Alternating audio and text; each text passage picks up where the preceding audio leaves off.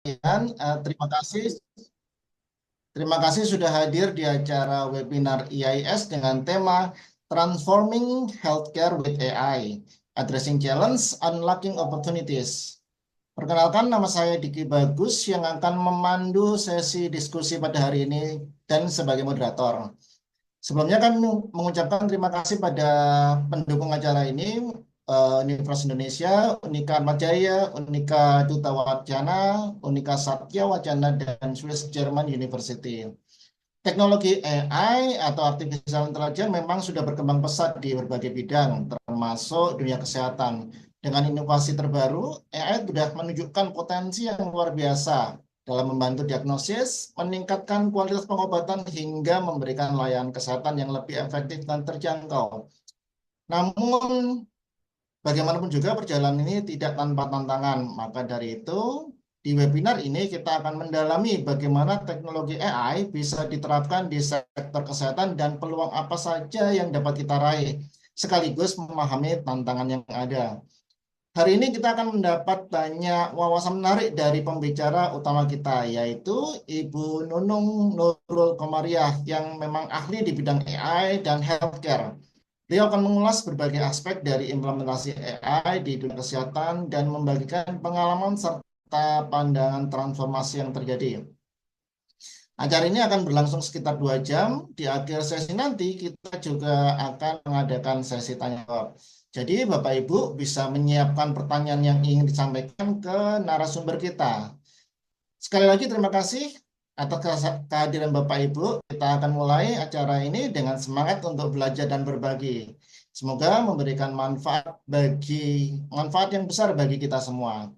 Baik, tanpa berlama-lama saya persilakan kepada Ibu Nurul untuk mulai pemaparannya. Silakan Ibu Nurul. Terima kasih Pak Diki. Selamat siang Bapak Ibu semuanya. Selamat pagi apa selamat siang? Pagi dulu lah ya, masih belum makan siang. Selamat pagi Bapak Ibu semuanya. Saya izin share. Ehm,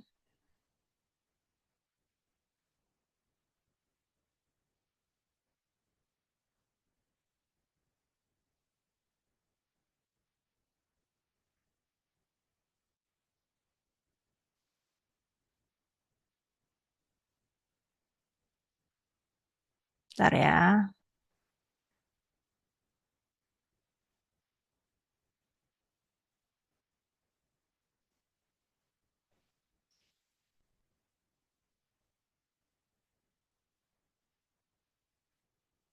Bentar, masih loading. Oke.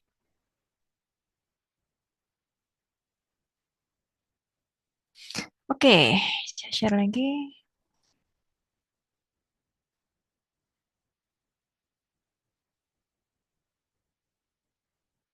Oke, apa sudah terlihat slide-nya?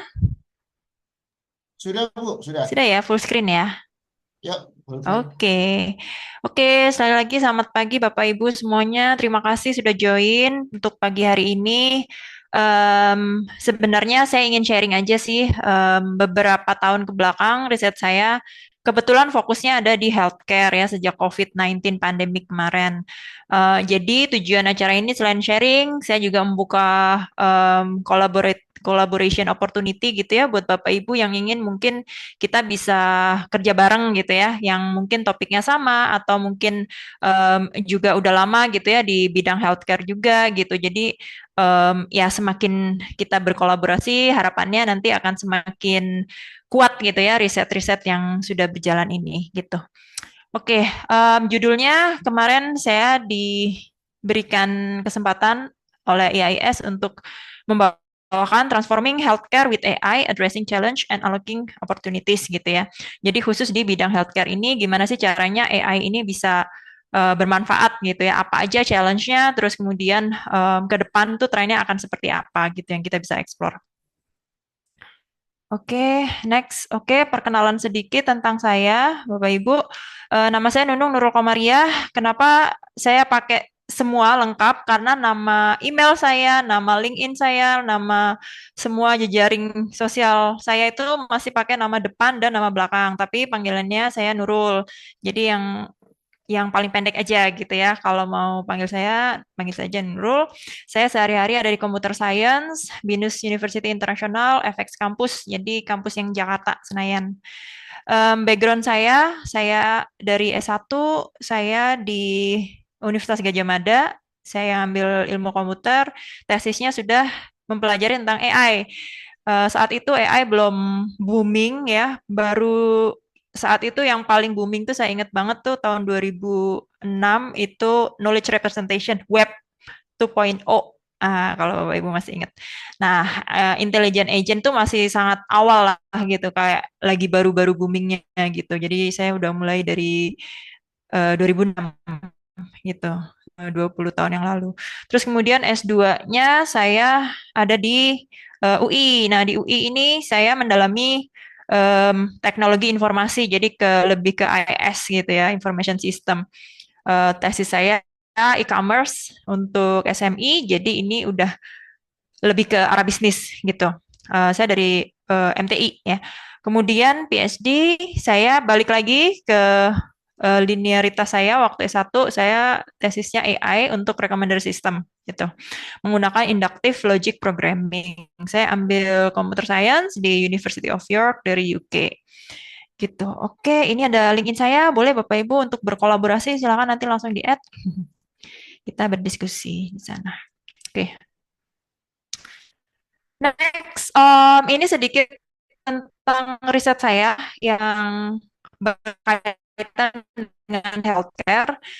Jadi dari awal sebenarnya riset saya itu di AI in general gitu. S3 saya mengerjakan disertasinya di recommender system, AI untuk recommender system.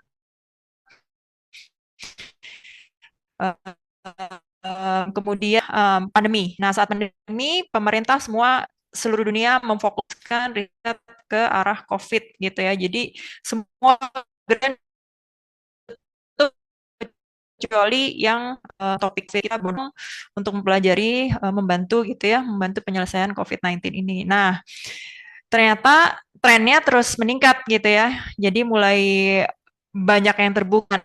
Nah, ceritakan nih, bajakan AI-based telemedicine untuk COVID-19 patient, kerjasama dengan University of York, UK, kami dapat funding dari British Council, Newton Fund, 2000 untuk 2 tahun, 2019-2022. Kemudian untuk tahun ini 2023-2024 itu kami masih melanjutkan gitu. Saya dan tim masih melanjutkan topik di healthcare. Di antaranya adalah automatic captioning untuk radiology image gitu bersama dengan partner kami di Radiologi Net Indonesia. Kemudian kami juga membuat Mediscribe audio to text pakai LLM untuk diagnosis. Bekerja sama dengan RSUD Pasar Minggu Jakarta. Kemudian chatbot ini topik yang lain lagi, ini di Illinois, Chicago, kami mengembangkan chatbot gitu untuk dentistry student, untuk kedokteran gigi, fakultas kedokteran gigi gitu untuk student. Kemudian untuk yang ini sebelah kanan bawah ini kami juga menganalisa panoramik ya, gambar panoramik dari gigi gitu. Jadi kalau kita ke dokter kan kita difoto tuh. Nah, ini juga kami analisa terus mengukur tinggi mandible bone. Mandible bone tuh ini ya, apa namanya, tulang rahang yang bawah gitu. Jadi mengukur tingginya ini dengan menggunakan teknologi AI gitu. Ini adalah beberapa riset saya yang terkait di healthcare. Oke. Nah, semoga bisa dijalankan sebentar. Oke, saya izin share sound-nya. Gimana cara share sound?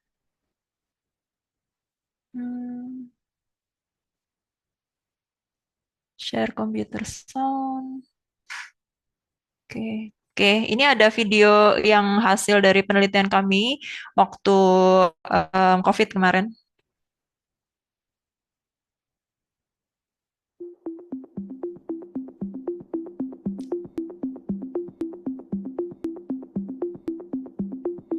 Presenting NUMED. NUMED is an AI-based new telemedicine system that aims to 1. Assist and alleviate the workload of medical staff staff in the fight against COVID. 2. Build better communication channels between doctors and patients. And 3. Increase accessibility to hospital care remotely and connects patients to a facility at a short distance. NewMed can connect doctors, patients, both inpatient and isolated patients, as well as hospital administrators remotely without the need to install anything on their electronic devices. Our system can read and interpret results from radiology images, lung CT scans, and blood tests. NewMed also integrates with Garmin smartwatches, allowing doctors to view patient health information such as heart rate, oxygen saturation, and respiration. As a patient, simply log in through the Garmin developer portal, sync your health information in the Garmin app, and view health information on the Garmin tab of the NewMed application.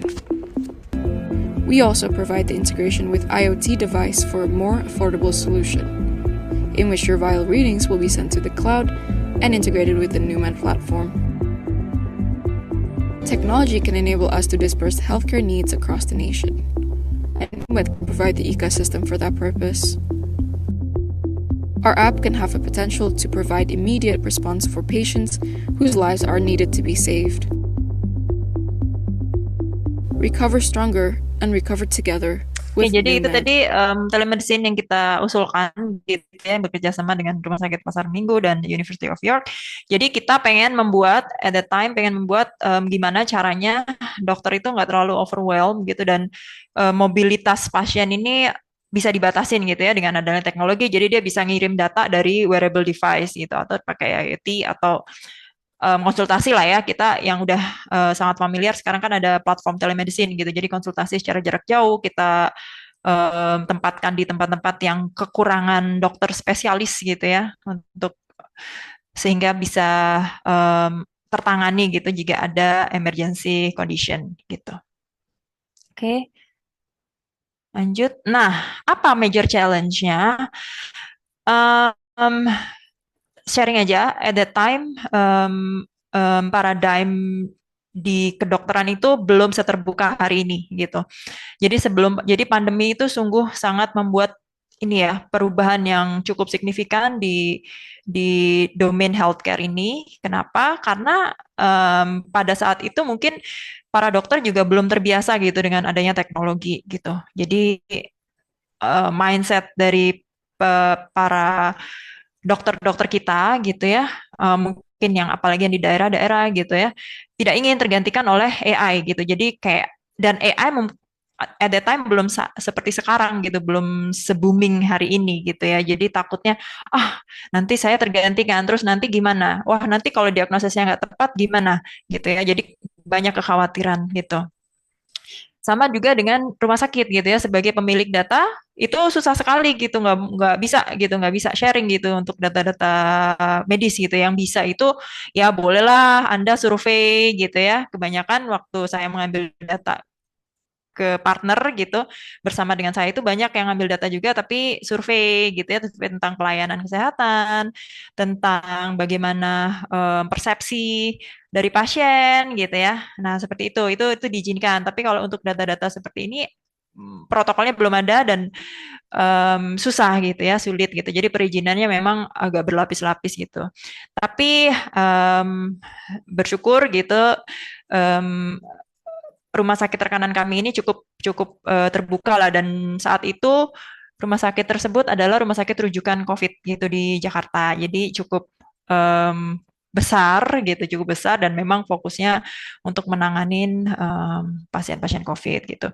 Kemudian problem yang ketiga, datanya itu ternyata unstructured gitu. Jadi memang ada yang masih di sistem A, ada yang masih di sistem B, ada yang di sistem C gitu. Jadi beda-beda gitu, belum terpusat, terstruktur di satu tempat yang rapih gitu. Nah, itu juga sebuah challenge juga ya. Kami kemarin untuk membersihkan data aja mungkin bisa habiskan waktu hampir 1 tahun gitu, 8 sampai 9 bulan gitu. Oke. Terus kemudian, kemudian apa yang terjadi ini, sharing ya, waktu itu saat COVID itu kami para peneliti itu dipanggil oleh Pemda DKI gitu untuk sharing apa nih kira-kira yang bisa dilakukan gitu untuk mengatasi COVID pandemik ini. Nah, gitu bersama para peneliti yang lain gitu kami sharing. Terus kemudian dukungan apa yang bisa diberikan gitu ya. Jadi pemerintah cukup terbuka untuk riset-riset dalam bidang kesehatan. Kemudian setelah COVID pandemik 2023 ya, waktu kita sudah mulai agak loose gitu, udah mulai boleh, traveling boleh gitu dibuka gitu ya. Nah, ada sebuah tren gitu ya, paradigm yang berubah gitu, yang berubah gitu. Nah, dari sisi bidang medis ini mereka sudah mulai terbuka gitu ya. Oh, ternyata kita memang perlu bantuan banget gitu ya. Jadi shift to work openness gitu. Jadi mereka udah mulai terbuka, beberapa dokter udah mulai boleh yuk kita riset bareng gitu ya, udah mulai tertarik gitu ya dengan namanya teknologi. Oh iya ya, bener juga ya. Ternyata memudahkan gitu ya. Jadi eranya saat ini menurut saya adalah era yang cukup baik gitu ya Bapak Ibu untuk melakukan riset bersama dengan teman-teman di bidang kesehatan gitu. Terus kemudian didukung dengan ya tools-tools AI di mana pun di segala domain di semua negara gitu ya menjadi sangat booming gitu dan sudah cukup terasa manfaatnya gitu. Nah, kemudian yang ketiga adalah apa yang berubah setelah COVID pandemik ini adalah tadinya kami kan sesuai dengan video tadi ya, kami pengen membantu si pasien agar mendapat layanan gitu kan dari tempat yang jauh meskipun nggak ada dokternya gitu. Jadi dia bisa berkomunikasi dengan dokter, mengirimkan data-data medisnya dari klinik terdekat kemudian dikirim ke dokter, jadi dokternya bisa baca gitu kan. Angle-nya adalah angle membantu pasien. Nah, ternyata itu tidak cukup apa ya visible gitu ya, tidak cukup visible uh, untuk dikerjakan oleh para dokter dan pasien ini gitulah ya. Nah, setelah COVID, jadi kita shiftingnya berubah gitu. Jadi kami akan lebih fokus untuk membantu dokter gitu. Jadi kita menciptakan tools untuk membantu para dokter ini mengerjakan pekerjaannya sehari-hari gitu. Jadi yang tadinya membaca X-ray bisa dalam sehari bisa 100 gambar gitu ya. Jadi dengan adanya AI dia bisa mempercepat proses 100 gambar itu jadi cuma 50 atau 60 gitu ya yang bermasalah gitu ya, gambar-gambar yang bermasalah. Jadi lebih cepat gitu atau mungkin dia bisa membaca lebih dari 100 justru ya, bisa 200 gitu karena yang 50 tadi udah dikerjakan oleh AI gitu ya. Gitu. Oke, itu yang garis besarnya gitu ya dari pengalaman yang kemarin. Nah, kemudian apa yang berubah lagi gitu ya sebenarnya ini adalah perubahan besar gitu ya dari patient medical record. Jadi data rekam medis di kesehatan gitu ya. Itu sebenarnya kan peraturan pemerintah ini terus evolve gitu ya, terus berubah gitu. Dari yang awalnya mungkin dari zaman Belanda juga kita sudah punya sejarah itu tahun 1972. Nah, itu mulai dibuat keputusan menteri yang mengatakan bahwa hospital itu perlu mencatat gitu ya, perlu mencatat medical record, reporting dan statistik gitu ya, statistik. Jadi semua harus didokumentasikan dengan rapi. Nah, itu di tahun 1972. Kemudian seiring berjalannya waktu, perkembangan teknologi tahun 2008 itu kemudian diaturlah oleh Permen 269 bahwa medical record yang sudah disimpan tadi kepemilikannya adalah milik hospital itu ya, punya healthcare facility gitu, kepemilikan data tersebut. Tapi pasien boleh, kontennya adalah milik pasien. Jika pasien itu meminta, maka si healthcare facility ini, si rumah sakit ini akan memberikan dalam bentuk summary gitu, berdasarkan permintaan dari pasien atau keluarganya atau mungkin dari pengadilan gitu ya, jika diminta dan dibutuhkan. Tapi ownership tetap ada di rumah sakit gitu, gitu ya. Nah, ini belum diatur tentang elektronik gitu, elektronik medical. Jadi terserah mau disimpan dalam bentuk apapun itu tidak diatur. Jadi beberapa mungkin masih banyak yang menyimpan dalam bentuk hard copy gitu ya, atau mungkin dengan lokal gitu dari lokal sistemnya dia atau apapun bentuknya tidak diatur. Yang penting dicatat gitu. Nah, di tahun 2022 ini pandemi ya. 2020, 2021, 2022 itu pandemi. Nah, ini setelah pandemi baru diatur oleh Permen 24 bahwa medical record harus disimpan secara elektronik gitu. Kemudian ada diatur juga Electronic Medical Record Management Activity, Data Security, Protection of Electronic Medical Records gitu. Ownership-nya tetap ada di rumah sakit. Artinya, kalau ownership-nya ada di rumah sakit bertanggung jawab secara penuh atas kerahasiaan dan keamanan data tersebut gitu, karena sudah bentuknya udah elektronik gitu. Jadi kalau ada kebocoran dan segala macam kehilangan data, nah itu adalah tanggung jawab rumah sakit gitu. Ownership konten tetap ada di pasien gitu. Jadi pasien berhak meminta medical record-nya untuk kemudian misalkan mereka ingin pindah healthcare facility yang lain gitu ya. Nah, ini permen yang tahun 2022 ya, tentang elektronik rekam medis gitu, medical record gitu. Artinya apa? Artinya dengan ini kita cukup diuntungkan gitu. Semua rumah sakit sekarang penyelenggaraan datanya harus berupa elektronik gitu ya, baik disimpan di pemerintah gitu ya, atau di rumah sakit. Nah, itu tergantung peraturan yang lain lah ya, bukan di sini diaturnya. Nah, semua ada prosedurnya gitu. Tapi sekarang mendingan gitu ya. Jadi kan yang tadi saya sebutkan challenge adalah datanya unstructured gitu. Kalau semuanya sudah berupa elektronik gitu ya, at least dia sudah punya database. Nah, begitu sudah punya database, itu akan sedikit memudahkan gitu ya, memudahkan step kita untuk data preprocessing gitu ya. Kedepannya mudah-mudahan benar-benar ada pemerintah menerapkan satu pintu data gitu ya. Sekarang udah mulai distandarkan gitu bentuk-bentuk data medisnya gitu. Kolomnya, fieldnya harus seperti apa gitu ya. Nah, harapannya ke depannya kalau misalkan itu sudah menjadi sebuah standar, nah itu akan sangat mudah gitu ya. Jadi sebenarnya challenge-nya bukan di algoritma gitu ya, justru challenge-nya adalah di data gitu. Nah, berbicara tentang data, ini adalah beberapa data yang sedang kami analisa saat ini dan ini berdasarkan kebutuhan dari dokter gitu ya. Yang pasti yang pertama number one adalah radiology image. Jadi ini banyak sekali risetnya yang sudah cukup matang gitu, di luar negeri juga banyak, di Indonesia juga udah mulai banyak saya lihat radiology image gitu. Jadi dianalisa dari gambar dengan CNN, dengan arsitektur deep learning gitu ya. Nah, itu bisa keluar diagnosa, bisa keluar analisa penyakitnya apa aja gitu ya. Nah, kemudian kami juga mendapatkan textual report gitu. Textual report itu apa? Dari radiology image itu harus dibaca oleh seorang radiologis gitu, yang artinya dia adalah expert di bidang tersebut, pembacaan data image radiologi. Dia akan menuliskan temuan-temuannya berdasarkan gambar yang dibaca gitu. Nah, itulah disebut textual report gitu ya. Report yang menyertai si radiology image ini. Nah, kemudian report ini akan diteruskan ke dokter-dokter yang lain, bisa ke dokter paru, spesialis, dokter umum gitu ya, untuk dilakukan treatment selanjutnya gitu ya, triage berikutnya lah gitu. Tindakan selanjutnya sebaiknya seperti apa. Nah, itu akan diserahkan ke dokter-dokternya berikutnya gitu. Nah, kemudian kami juga memiliki SOAP ya, subjective, objective analysis dan prosedur, catatan dokter gitu, intinya catatan dokter yang merupakan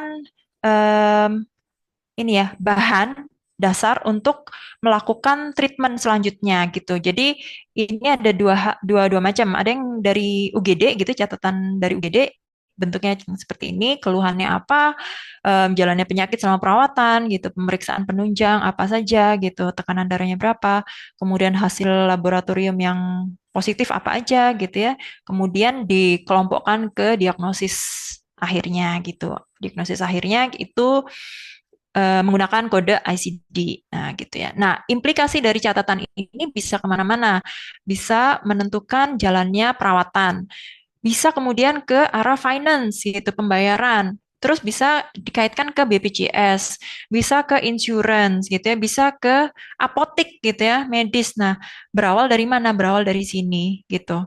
Radiologi image ada di mana? Radiologi image ada di sini, hasil laboratorium. Hasil laboratorium bisa radiologi image, bisa lab gitu ya, data hasil darah gitu ya, apapun lah ya gitu ya, kalau perlu rujukan ke lab gitu. Nah, jadi ini kayak ininya ya Bapak Ibu kayak diary-nya gitu ya dari pasien. Nah, begitu misalkan si pasien ini harus rawat inap gitu, akan dicatat juga gitu kan, ada biasanya ada nurse datang 3 kali sehari gitu, akan mencatat SOAP tadi gitu sesuai prosedur. Mungkin nanti Bapak Diki bisa menjelaskan ya, karena Bapak Diki dokter gitu ya. Kemudian kami juga punya rekaman radio.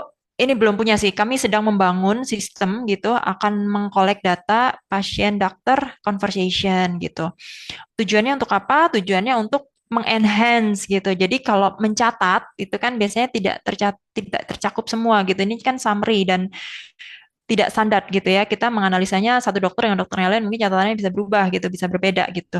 Nah, zaman dulu mungkin sering dengar ya kita conversation gitu pakai telemedicine lewat voice gitu ya, kita konsultasi dengan dokter lewat voice. Nah, sekarang sepertinya udah tidak banyak dipakai lagi, entah kenapa gitu ya, mungkin bandwidth-nya cukup mahal atau seperti, saya kurang tahu ya teknis, secara teknis kenapa.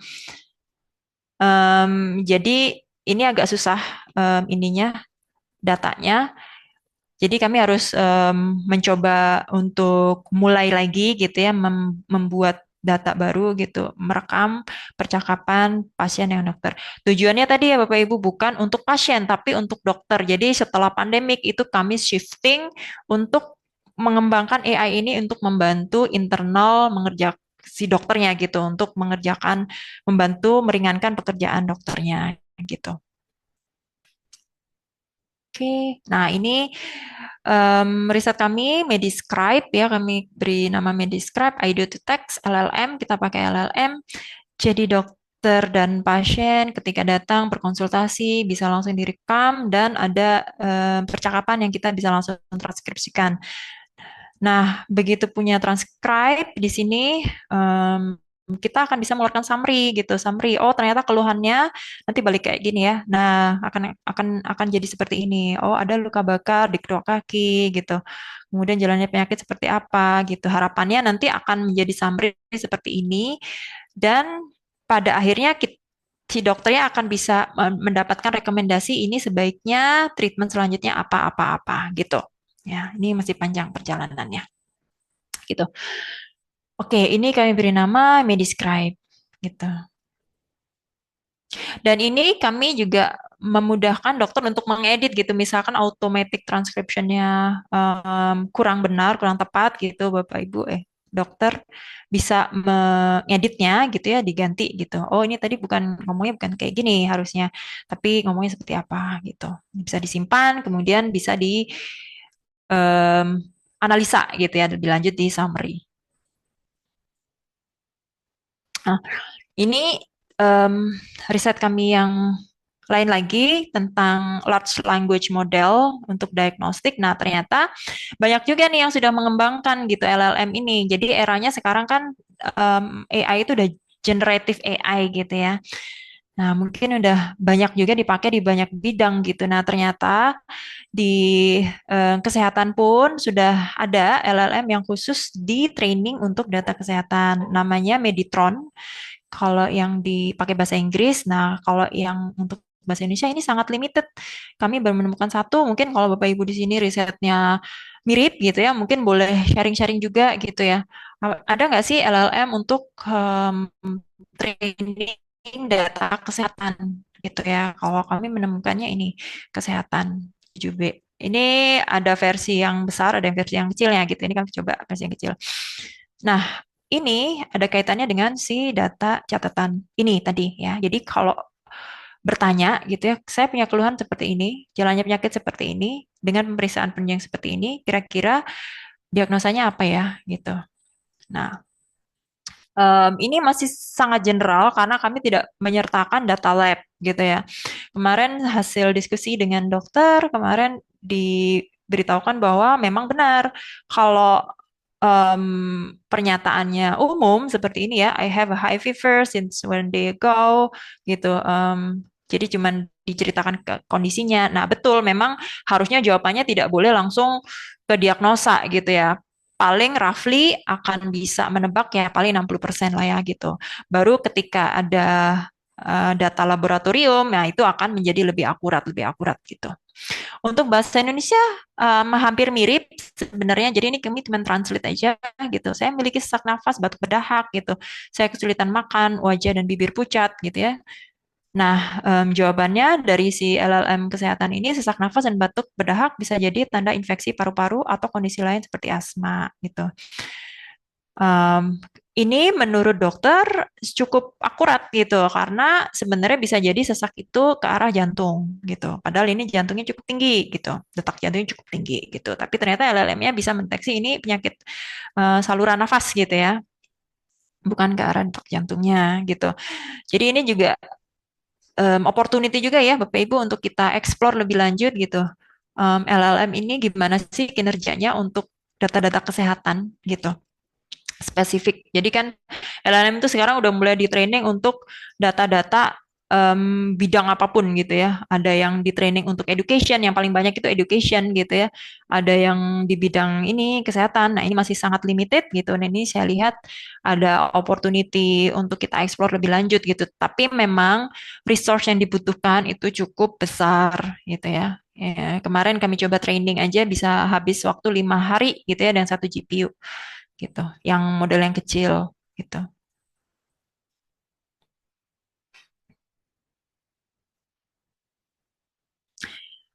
Oke, sampai di sini mungkin ada pertanyaan kah? Apa saya lanjut aja Pak Diki?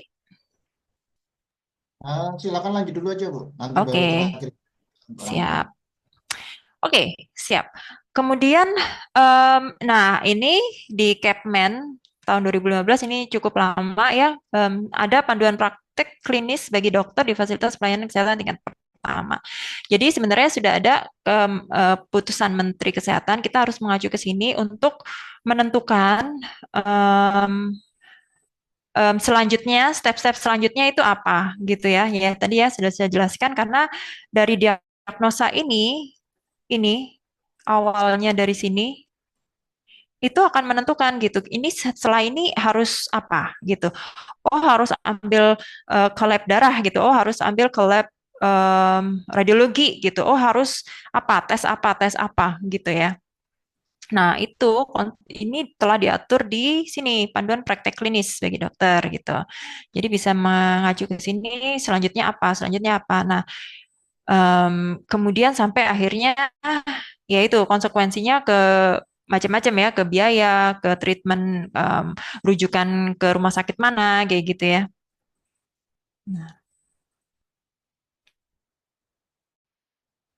Nah, untuk radiologi image gitu ya, yang banyak sekarang adalah diagnosa gitu ya, diagnosa. Nah, diagnosa ini cukup membantu gitu sebenarnya untuk para dokter karena sebenarnya kelelahan. Jadi sebenarnya satu dokter dengan dokter yang lain mungkin interpretasinya bisa sedikit berbeda gitu ya. Ya karena mungkin karena jam terbangnya, ekspertisnya gitu ya. Ada yang sudah sangat senior, ada yang mungkin baru lulus gitu ya. Nah itu bisa jadi berbeda. Nah dengan adanya AI ini apa? Kalau untuk diagnosa itu membantu gitu. Misalkan si AI ini meskipun tidak akurat gitu ya bisa memberikan deskripsi, oh ada penyakit nih abnormal gitu ya. Ternyata sekilas pembacaan dari gambar itu mungkin ditunjukkannya normal gitu. Jadi kan berhati-hati gitu ya si radiologisnya tadi jadi berhati-hati gitu. Oh kenapa abnormal ya? Coba deh saya lihat lagi gitu. Jadi kayak menghindari human error aja gitu ya. Jadi fungsinya bukan untuk final diagnosis gitu ya, tapi untuk membantu dokter untuk berhati-hati gitu. Oh, mungkin saya ada yang salah, coba saya lihat lagi gitu ya. Nah, gitu. Jadi cukup membantu. Terus kemudian kami sedang mengembangkan juga untuk body part recognition gitu. Nah, body part recognition ya. Jadi ini kami dari sekian banyak radiology image gitu kan bagiannya macam-macam gitu ya. Nah, ini juga bisa dikembangkan kayak gini. Oh, ini berarti manus gitu ya. True class-nya manus benar, resultnya manus dextra gitu ya. Ada yang bilateral kanan kiri gitu. Dextra itu kanan kalau nggak salah ya. Manus kanan. Jadi kalau X-ray itu kan bisa dipoto dari depan, dari belakang gitu. Jadi ini kanan apa kiri gitu. Biasanya kalau di X-ray itu ada tandanya gitu ya, R right gitu, L itu left gitu, jadi sebelah kiri. Kadang cuma ditandain cuma satu R aja gitu. Nah, ini bisa juga dibaca gitu dengan CNN. Oh, berarti ini bilateral karena ada R, ada L gitu. Kalau R aja kayak gini, oh berarti ini kanan nih. Ya, ada patah tulang di sebelah mana gitu ya. Gitu. Nah, kemarin yang menjadi challenge adalah bisa nggak kalau semua gambar ini yang kebanyakan di dunia ini kan yang dipublish itu kan toraks ya, foto toraks gitu. Untuk bagian-bagian yang lain itu memang nggak banyak gitu, datanya nggak banyak gitu. Bisa nggak kalau misalkan fotonya dari segala bagian, terus kemudian ketahuan penyakitnya apa dari foto itu tanpa disebutkan ini body part yang mana. Nah, tujuannya kami apa? Tujuannya sebenarnya kami pengen mengenerate auto captioning gitu ya. Auto captioning itu dia bisa mengidentifikasi apa sih yang ada di sini gitu. Terjadi apa saja gitu. Jadi hampir menyerupai kayak text report yang disediakan radiologis gitu ya. Nah, fakta-faktanya apa gitu. Jadi kami pengen ini sebagai bagian dari auto captioning gitu sebenarnya gitu. Jadi kami coba mengenali body part dulu gitu, kemudian mengenali ini body part normal apa abnormal, terus kalau abnormal penyakitnya apa, kalau abnormal penyakitnya udah ketahuan sebelah mana gitu titiknya gitu ya. Jadi serangkaian itu menjadi sebuah informasi kalau kemudian digabung menjadi informasi yang akan berguna untuk mengenerate si auto caption tadi gitu.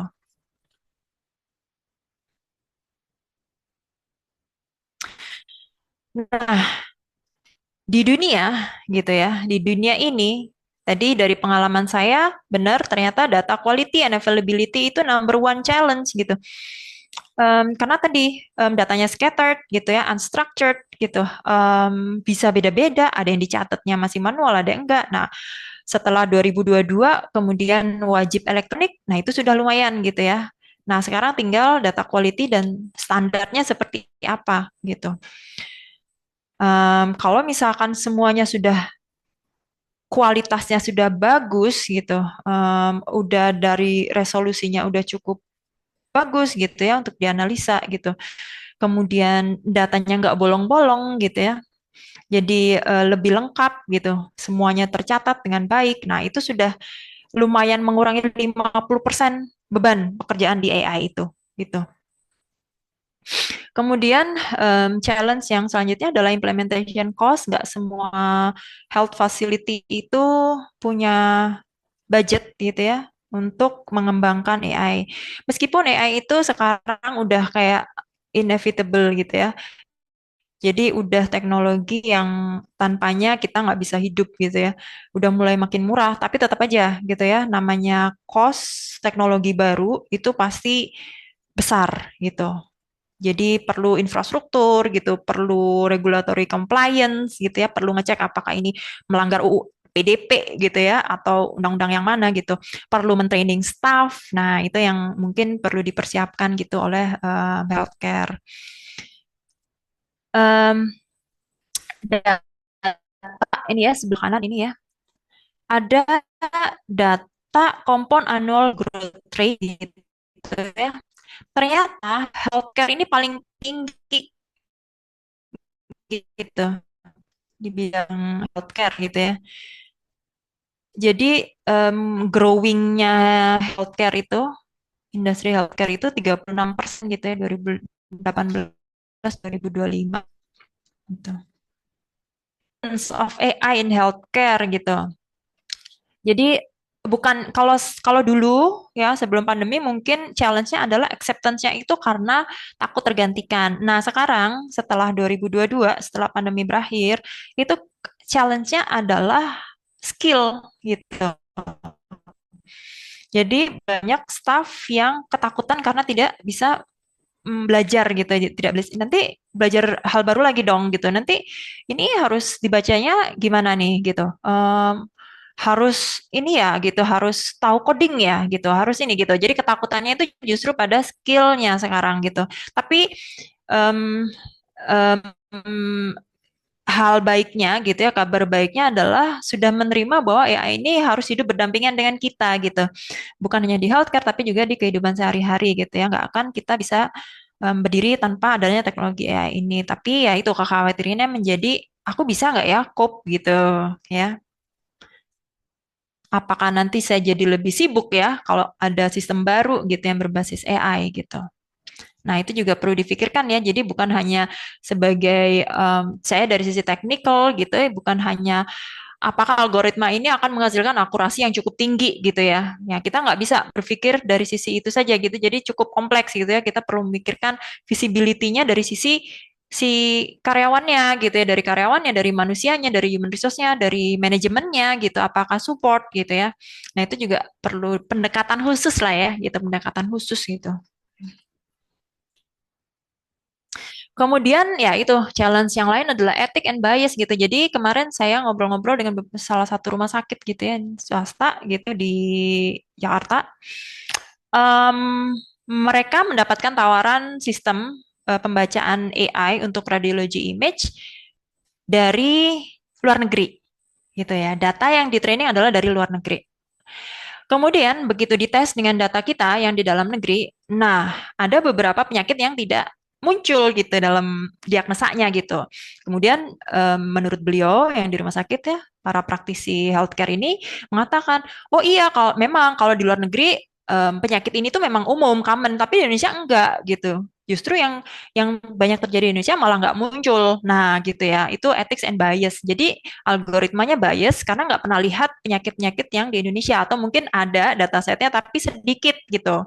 Jadi tidak terrepresentasi dengan baik. Nah, ini justru kesempatan kita Bapak Ibu yang di Indonesia kalau ingin riset di AI healthcare pakai data-data lokal gitu. Begitu pakai data lokal ya dengan term-term yang lokal gitu ya, penyakit yang ada di Indonesia ini bisa lebih akurat lah ya, terdeskripsi gitu dengan baik dari AI-nya gitu.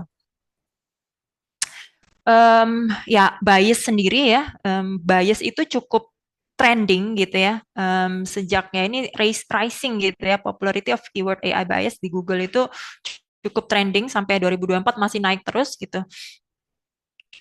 Karena udah ada beberapa kasus gitu yang salah diagnosa karena kekurangan. Jadi kayak ini nih ada contoh nih di 2021 ya dianggap rasisme. Kenapa? Karena em, dia nggak bisa si AI-nya ini nggak bisa mendeteksi skin cancer pada dark skin gitu. Kalau dark skin kan warna kulitnya gelap, begitu di foto dia nggak akan bisa membedakan gitu. Ini pertanda cancer atau bukan. Kalau light, nah karena datanya sering di training dengan warna kulit yang lighter gitu ya, jadinya akan lebih akurat gitu. Tapi untuk dark skin, nah itu susah. Nah ini perlu kita perhatikan gitu ya. Hmm, Kalau untuk healthcare itu kita harus pastikan bahwa datanya tidak bias, termasuk gender, age gitu ya. Kalau memang datanya sedikit untuk anak gitu ya, atau mungkin umur sekian sampai sekian gitu ya. Nah, itu sebaiknya kita disclaimer gitu. Jadi jangan digunakan untuk misalkan nih datanya hanya 20 sampai 40 gitu ya range-nya. Tapi kemudian waktu tes gitu, waktu tes di production gitu digunakan untuk manula gitu ya, untuk orang-orang yang lansia. Jangan gitu ya. Jadi harus di state benar-benar gitu dihati-hati dari awal bahwa limited scope-nya itu memang segini aja gitu dan itu harus balance gitu. Kemudian ada juga kasus nih tahun 2019. Nah, resiko ya. Jadi pengukuran resiko itu dianggap em, favor white patient over black patient gitu. Jadi kalau black patient dianggapnya dia lebih beresiko tinggi gitu. Kalau yang white itu resikonya rendah. Jadi insurance-nya kalau ngitung insurance itu harganya lebih rendah gitu ya, lebih murah gitu. Nah, itu juga kan bias gitu ya. Kalau prinsipnya healthcare itu kan kita harus menghindari bias gitu. Jadi semua health for all gitu ya, semua harus treatment dengan baik gitu. Itu juga cukup seru gitu ya diskusi di bidang etik and biasnya gitu. Kemudian of course ya technical limitation. Tapi ini bukan yang utama lah ya, karena saat ini perkembangan teknologi AI itu udah cukup mature gitu untuk pengukuran akurasinya seperti apa gitu. Apakah ini nanti akan ada kesalahan gitu ya, atau mungkin ketidakakuratan di mana, di sisi mana gitu. Nah, itu technical limitation seperti itu sebenarnya cukup mudah untuk dihandle dibanding dengan beberapa challenge yang tadi saya sebutkan tadi dari sisi orang, dari sisi cost, dari sisi data gitu ya. Gitu. Oke, saya akan bahas tentang technical limitation setelah ini. Nah, technical challenge-nya apa aja? Dari privacy, accountability, transparency, explainability. Nah, ini cukup penting ya saat ini ya, transparency sama explainability. Privacy of course ya, karena kita bekerja, penelitian ini bekerja di bidang healthcare gitu. Healthcare itu sangat menghormati privacy data pasien gitu. Kalau Bapak Ibu mengambil data gitu, saya pernah nih pengalaman ngambil data, justru yang kurang hati-hati itu dari rumah sakit gitu ya, dari provider, data provider gitu.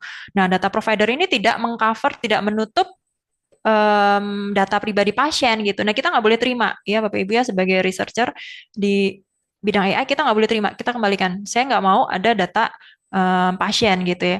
Data apapun yang bisa mengidentify si data yang diberikan ini ke data pribadi pasien gitu. Kalaupun dia update pseudo number gitu ya, untuk menggantikan pasien ID, kita nggak boleh tahu gitu ya sebagai sebagai researcher gitu, kita nggak boleh tahu gitu. Yang tahu, yang pegang tadi ya, yang bertanggung jawab atas keamanan data itu si data providernya tersebut gitu. Jadi keluar ke kita udah data udah rapi gitu ya, udah nggak bisa di-trace lagi si pasien A ini orangnya yang tinggal di mana gitu ya. Tapi untuk data-data demografi kemungkinan kita akan masih pakai gitu ya, misalkan gender, age gitu ya, dan itu bisa dikaitkan dengan hasil kesehatannya gitu kan. Jadi kita akan tetap minta itu, tapi tolong data-data yang bersifat pribadi dan kita nggak perlu juga by the way. Jadi tolong untuk dirapikan dulu gitu ya. Nggak perlu anonimus karena mungkin kita perlu trace ke data-data yang lain gitu ya. Jadi mungkin dari data lab darahnya dengan data radiologinya kita pengen ngeling gitu ya. Jadi tetap harus ada identifiernya yang terserah mau decodingnya seperti apa gitu. Kemudian accountability ya, ya pokoknya yang privacy itu data yang kita minta tersebut hanya akan dipakai untuk penelitian ini, nggak boleh dijual belikan, nggak boleh dipakai untuk kepentingan yang lain gitu lah ya intinya. Transparency sama explainability, nah ini cukup menarik. Transparency dan explainability ini sudah cukup banyak dibahas di bidang-bidang lain gitu ya, salah satunya adalah recommender system. Kenapa harus transparan? Kenapa harus explainability? Karena kita ingin melindungi expertise dari para dokter gitu ya, dari teman-teman yang ada di bidang medis gitu ya. Satu itu, yang kedua adalah AI ini nggak selalu benar gitu. Jadi AI kan adalah tools gitu. Jadi kita harus memberikan transparansi gitu. Gimana sih si algoritma ini memberikan hasil seperti ini? Caranya seperti apa? Gitu. Jadi open sharing of information about healthcare practices, quality, pricing, outcome with patient, stakeholder, dan public. Transparansi ini dalam ini ya, dalam konteks algoritma gitu ya, transparansi gitu. Kita harus menjelaskan si AI ini harus bisa memberikan penjelasan kepada user atau si dokternya gitu, si expertnya, bahwa si algoritma ini melihat permasalahan di mana, karena itu menyimpulkannya seperti apa gitu ya. Harus transparan gitu dari data yang mana gitu. Kalaupun kita yang sifatnya black box gitu, yang kita nggak paham gitu ya, nah itu harus ada mekanisme untuk penjelasannya gitu ya. Nah, explainability juga di situ fungsinya gitu.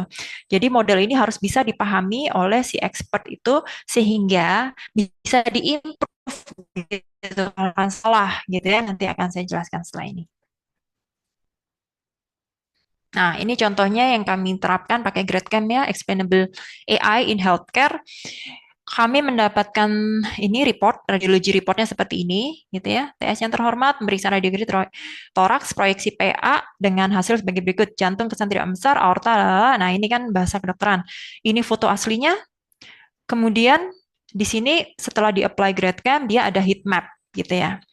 Nah, dokter bisa tahu ini benar nggak ya? Oh iya benar di sini gitu ya. Ini cukup akurat nih menurut dokter cukup akurat gitu. Ada beberapa yang agak salah memang gitu ya. Posisinya nggak salah nih, nggak seperti ini gitu. Nah, itu menjadi sebuah feedback akhirnya gitu ke si AI-nya gitu ya. Enggak, ini salah gitu. Ya berarti kita harus hitung lagi ya, hitung kembali gitu ya. Ini kan dihitung dari loss function-nya gitu. Dari loss function-nya si deep learning untuk melabeli ini adalah abnormal gitu ya. Kita harus hitung lagi pakai algoritma yang lain, sesuaikan lagi gitu berdasarkan feedback dari dokter. Nah, si explainability ini pada akhirnya bukan hanya mm, meningkatkan trust dari dokternya. Oh, aku tahu kamu bikin abnormal karena kamu melihatnya ini bermasalah gitu. Bukan hanya meningkatkan trust, tapi juga memperbaiki AI tersebut gitu, memberikan feedback ke AI tersebut. Jadi two ways gitu ya. Jadi two ways feedback gitu. Nah, harapannya adalah akan semakin dekat gitu ya hubungan antara si AI dengan si expertnya. Akhirnya ya akan digunakan dengan baik gitu, akan bermanfaat dengan baik gitu lah ya ujung-ujungnya gitu.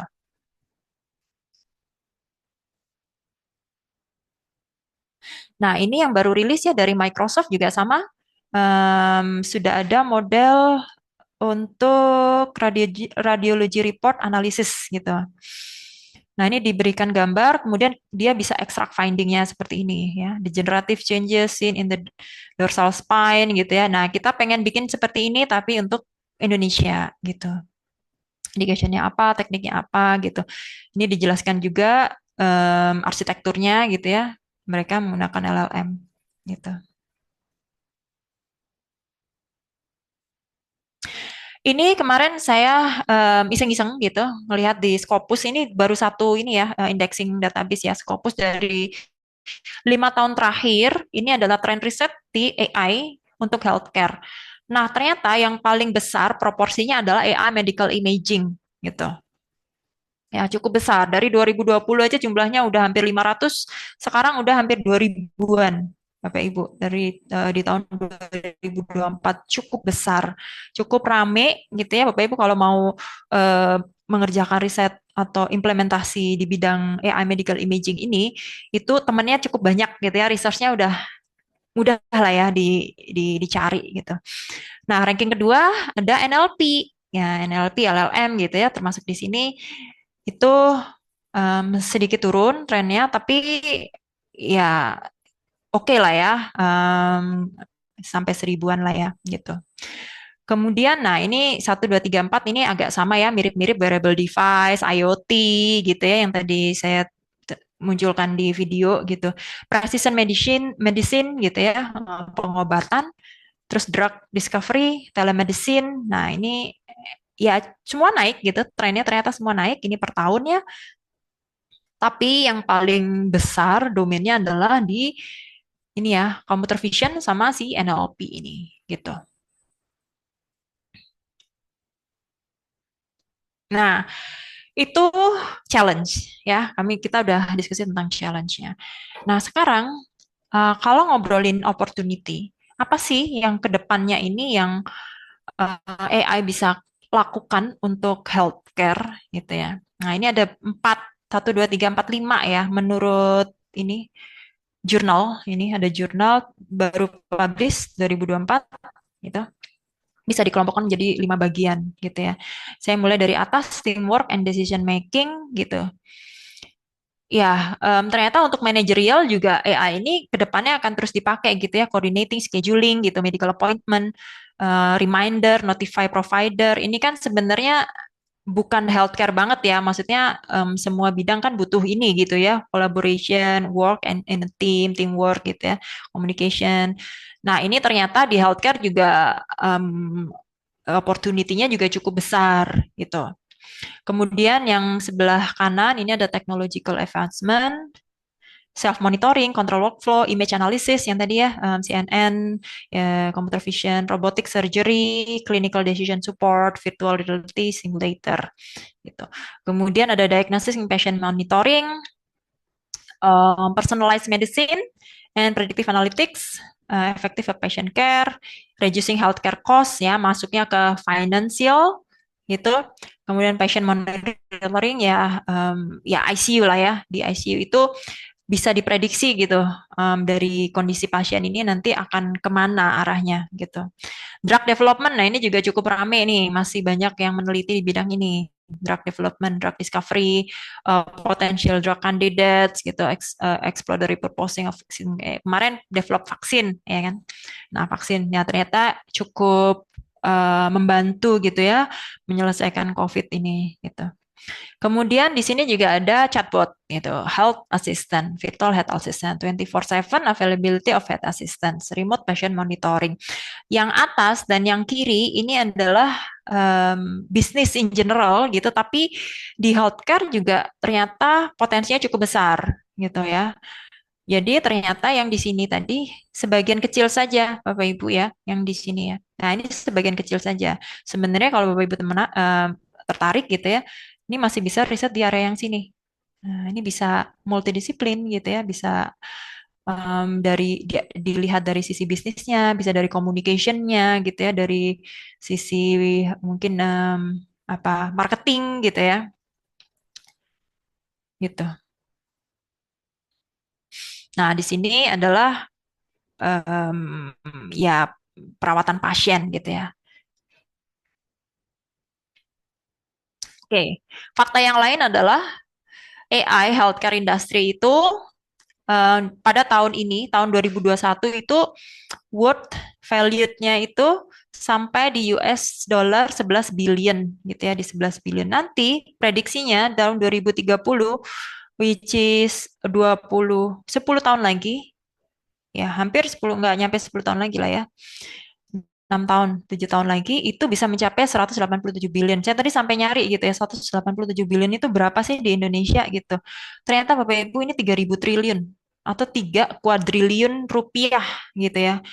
Itu di seluruh dunia gitu. Jadi opportunity-nya besar sekali gitu. Di tahun 2023 akan terus naik gitu ya di healthcare industry ini gitu. Saat ini mungkin masih sekitar 173 triliun gitu. Nah, ini sama ya. Ini sama. Jadi temuannya tadi dengan yang saya search dari Scopus tadi, Global AI in Healthcare Market by Type gitu ya, ternyata medical imaging masih number one ini.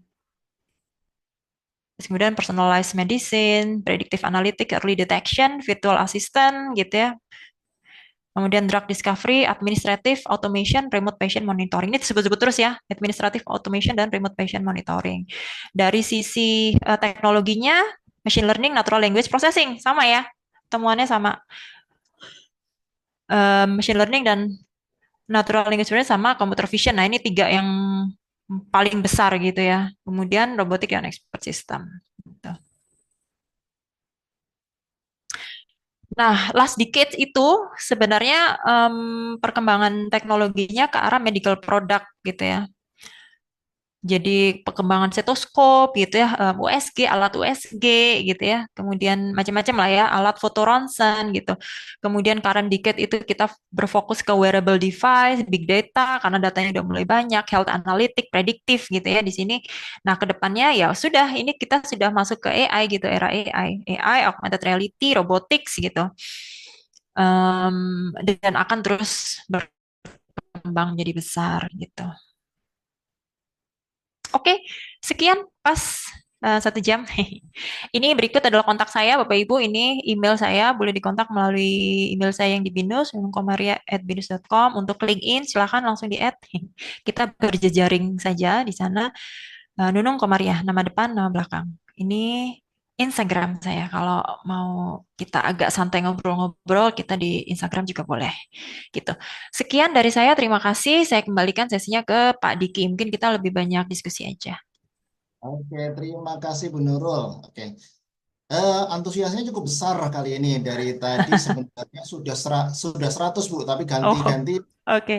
eh, turun ke 95, 98, kemudian 100 lagi. Jadi sebenarnya banyak yang antri nggak bisa masuk. Akhirnya karena ada yang keluar, akhirnya ada yang bisa masuk gitu. Oke, Baik. sekarang kita mulai dengan pertanyaan. Yang pertanyaan pertama dari Pak Rizky. Apa ini nah? Pak Rizky Meirawan. Oke, Pak Rizky mau bertanya, silakan Pak Rizky. Langsung Iya, saja. makasih Dokter Diki, Ibu Nunung. Perkenalkan saya Rizky Fajar. Bu Nunung izin saat ini kan saya sedang proses penelitian untuk disertasi. Jadi disertasi saya ini memang goalsnya adalah membuat model prediksi status serologi Toxoplasma gondii. Nah, prediktornya itu adalah perilaku pasien, Bu Nunung. Nah, saat ini memang disertasi saya ini memang masih analisisnya menggunakan analisis statistik regresi ya, Bu Nunung. Nah, ini memang next-nya memang saya punya impian akan dianalisis lebih dalam dengan menggunakan teknologi artificial intelligence. Jadi nanti apa namanya melalui perilaku ini kita minta bantuan AI, dia bisa memprediksi status serologi toksoplasmanya itu kira-kira positif atau negatif seperti itu. Nah, kira-kira untuk development seperti ini apa saja step-step yang harus saya lakukan ya, Bu Nunung? Terima kasih. Iya, terima kasih Pak Rizky. Ya. Perilaku ini apa ya Pak yang dicatat ya Pak? Oh, ada 7 jenis perilaku, Bu Nunung. Pertama itu perilaku seksual. Yang kedua perilaku makan, terus PHBS, perilaku hidup bersih dan sehat, terus kemudian interaksi dia dengan hewan, terutama kucing. Jadi perilaku-perilaku ini yang sudah sesuai dengan jurnal dan literatur itu memang meningkatkan risiko orang mengalami seropositif gitu, Bu Nunung. Ada 7 ya, terutama tadi perilaku makan, perilaku hidup bersih dan sehat, kemudian perilaku seksual, terus ada juga penggunaan narkoba, tato dan sebagainya. Seperti itu, Bu. Oke, jadi step pertama adalah datanya harus tadi Pak ya, nomor satu itu yang saya ingatkan sekali lagi itu adalah data quality gitu. Siapa respondennya, kemudian ya harus dibatasin skopnya, kemudian data quality-nya itu harus benar gitu ya. Jadi apakah data itu perilakunya itu didapatkan dari survei saja, atau ada pengamatan, atau ada tes, atau ada yang lain gitu. Pastikan itu berkualitas benar gitu. Nah, itu yang nomor satu pasti ya. Data quality and availability itu udah pasti nomor satu. Kemudian data preprocessing-nya harus benar gitu. Nah, berarti kan Bapak sudah punya label nih, outputnya udah pasti kan serologinya gitu kan ya. Ya, Nah, serologinya itu nanti juga harus dikumpulkan dengan benar gitu. Maksudnya ini diambil tesnya tanggal berapa, kemudian dalam kondisi dia seperti apa, apakah dia sehat, atau dengan kondisi dia sakit, terus mau diamati berapa lama gitu, seberapa lama, misalkan dalam waktu 1 tahun gitu dipantau, atau seperti apa. Nah, itu prosedurnya harus jelas, Pak gitu. Jadi jangan sampai satu pasien diamatinya cuma 1 bulan, yang satunya 6 bulan, yang satunya 1 tahun. Nah itu kan jadi variasinya lebih besar gitu ya. Jadi harus dibatasin skopnya gitu. Kemudian pastikan datanya tidak bias tadi ya. Kalau misalkan ada perempuannya 20 ya Bapak harus nyari laki-lakinya 20 gitu. Nah semua jadi demokrasi. matching ya. Kenapa? Jadi matching study gitu ya. Kalau di epidemiologi itu udah matching. Jadi kalau misalnya kita menduga salah beberapa variabel itu sebagai pemicu bias atau confounding itu akan di Ya. matching gitu. Ya, betul sekali Pak. Nah itu benar-benar harus diperhatikan gitu dari awal kita mengambil data karena kalau sudah kita ambil datanya kemudian baru ketahuan di belakang itu bias, nah itu setengah mati. Balik ke depannya itu setengah mati gitu. Jadi dari mulai age-nya gitu, dari ya gendernya tadi ya, dari mungkin faktor-faktor yang penentu kesehatannya tadi, apakah dia merokok atau tidak merokok. Nah itu semua harus pastikan at least dia balance lah ya gitu, sampelnya balance gitu. Baik, terkait dengan kalau di statistik biasa kan memang ada rumus hitung besar sampelnya ya, Bu Nunung. Ya. Kalau dengan AI ini bagaimana, Bu, cara menghitung berapa data yang harus kita butuhkan dan sebagainya? Itu tergantung algoritmanya Pak sebenarnya gitu. Kalau dari pengalaman kami untuk NLP sekitar 200, 300, 100-an masih bisa gitu. Untuk image kalau bisa lebih lebih dari itu gitu karena image itu kan lebih kompleks ya datanya gitu. Kalau data tabular yang mungkin Bapak bisa aim sekitar 500, 600 gitu. 1.000 saya bisa bilang itu udah bagus banget gitu. Lebih dari 1.000 udah harusnya algoritma udah cukup pinter gitu. Jadi sekitar itulah angkanya, tapi tergantung algoritma apa yang Bapak pakai nantinya gitu. Jadi memang Oh, harus dites gitu. oke. Izin Bu Nunung terakhir, jika saya ingin kolaborasi Bu, meningkatkan kualitas riset saya, ini kira-kira ada referensi nggak Bu Nunung? Saya harus menghubungi siapa atau bikin proposal kemana dan sebagainya. Kolaborasinya bentuknya apa Pak? Kalau misalkan kita mau ngobrol-ngobrol, eksplorasi boleh Pak, nanti kontak saya aja dulu Pak. Siap. Oke, terima kasih Bu Makasih Pak Nunung. Rizky, Sehat-sehat selalu Bu sukses Nunung. ya Selamat pagi. Menarik pagi. sekali. Terima kasih Pak Rizky. Sekarang saya akan membacakan pertanyaan dulu. Saya sesuaikan dengan yang apa ngeposting pertanyaan dulu ya. Jadi Boleh ini ada Pak. pertanyaan dari Pak Igi Budiman. Eh, Dia bertanya, apabila dia ada dataset yang dikumpulkan, apakah dipakai dalam vektor atau diintegrasikan dalam model model kesehatan 7B? Mungkin Pak Igi bisa itu Pak Igi lebih difokuskan lagi. Ini maksudnya dataset apa ya Pak Igi? Kalau mamanya boleh suaranya Pak Igi atau wajahnya, orangnya ada nggak? Ya, selamat Sip. udah siang ya Pak Diki dan Bu Nunung ya. Oke, Yang saya siap Pak. tanyakan itu yang dataset yang tadi sudah dikumpulkan oleh Bu Nunung itu yang dipresentasikan itu. Yang ini Pak.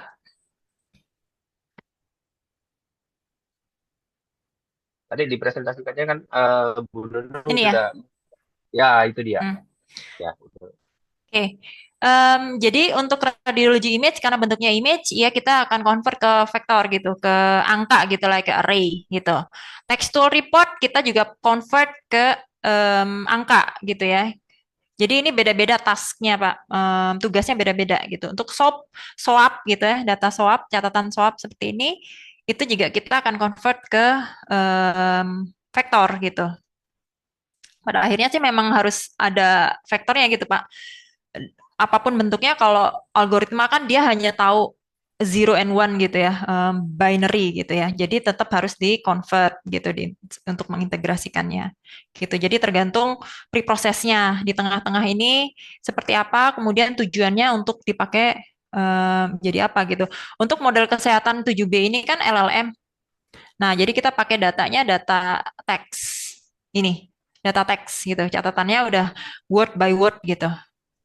Nah, ini di-convert ke ada namanya tokenizer, gitu. Tokenizernya baru di training ke si data kesehatan tadi, kesehatan 7B itu. Gitu, Pak. ya. Jadi yang sudah dikumpulkan oleh Bu Nunung itu beda ya, tidak dimasukkan ya ke modelnya kesehatan 7B ini. Kita lagi enggak secara langsung kita masukkan enggak untuk training. Jadi kita trainingnya pakai korpus yang lain gitu. Korpus bahasa Indonesia yang lebih besar gitu ya, yang untuk data kesehatan pada umumnya gitu. Jadi at least dia bisa memahami term-term dalam bidang kesehatan gitu. Untuk dataset kita hanya pakai untuk testing aja Pak di sini gitu. Apakah dia bisa paham gitu? Lalu untuk yang kesehatan 7B itu apakah sudah layak pakai untuk jadi layanan kesehatan gitu? Kemarin kita lihat dari jumlah downloadnya masih kecil ya Pak. Jadi kita nggak menyarankan untuk dipakai sih. Dan dia memang disclaimer-nya ini untuk riset gitu. Iya. Oke, makasih. Ada Iya, pertanyaan kedua sama Pak. sebenarnya dari Pak Igi tadi. Jadi dia terlibat dalam layanan kesehatan di remote area Sumatera. Ada saran untuk pemanfaatan AI yang akurat, akuntabel, dan reliable untuk daerah pedalaman yang bisa tersedia untuk nakes apabila terhambat pada mobilitasnya. Oke, masalahnya adalah apakah di sana tersedia internet gitu. Begitu internet cukup bagus gitu, sebenarnya apapun aplikasi mobile itu bisa digunakan gitu. Jadi kami yang tadi yang di awal di video itu sebenarnya kami mengembangkan aplikasi mobile gitu untuk digunakan di remote area gitu. Nah, masalahnya remote area ini nggak semuanya terjangkau internet. Nah, ini adalah masalah kedua. Jadi sekarang em, apa ya, ada yang namanya research area tentang limited resource ya gitu. Jadi kalau modelnya itu nggak diambil lagi dari internet gitu, nggak dari cloud gitu, tapi ditanam di device-nya gitu. Jadi modelnya memang lightweight gitu, yang portable, langsung diinstal, di-download di situ gitu. Jadi di trainingnya di situ gitu. Jadi begitu keluar dia akan bisa berkomunikasi dengan dokter lewat ya teks biasa gitu, udah nggak kirim-kiriman data lagi gitu. Nah, itu juga sebuah area riset sendiri ya, yang cukup inilah cukup rame gitu di bidang tersebut gitu. Ya, itu menarik. Oke. Oke, kayaknya menarik sekali. Ya, mungkin saya nanti ikut pelajari lebih lanjut untuk yang untuk limited resource itu. Apakah Iya, itu betul Pak. ada bentuknya dalam bentuk tiny LM atau small Iya, LM? iya, iya Pak. Namanya portable portable LLM gitu. Emang dibikinnya kecil gitu versinya biar bisa di-download dan di-deploy di mobile. Ya, terima kasih. Oke, baru tahu saya ada portable LM. Oke. Nah, lanjut. Pertanyaan berikutnya kepada ada Pak tadi ada Pak Setiawan sebenarnya. Pak Setiawan tadi mau open cam. Silakan Pak Setiawan tadi. Mohon maaf saya ini Ya, halo. bertanya. Silakan Halo Oh, Pak Setiawan. Pak, ketemu lagi Pak. ya Bu, ketemu Bu. Eh, Ketemunya di Zoom. iya, oke. Waduh, ini luar biasa paparannya.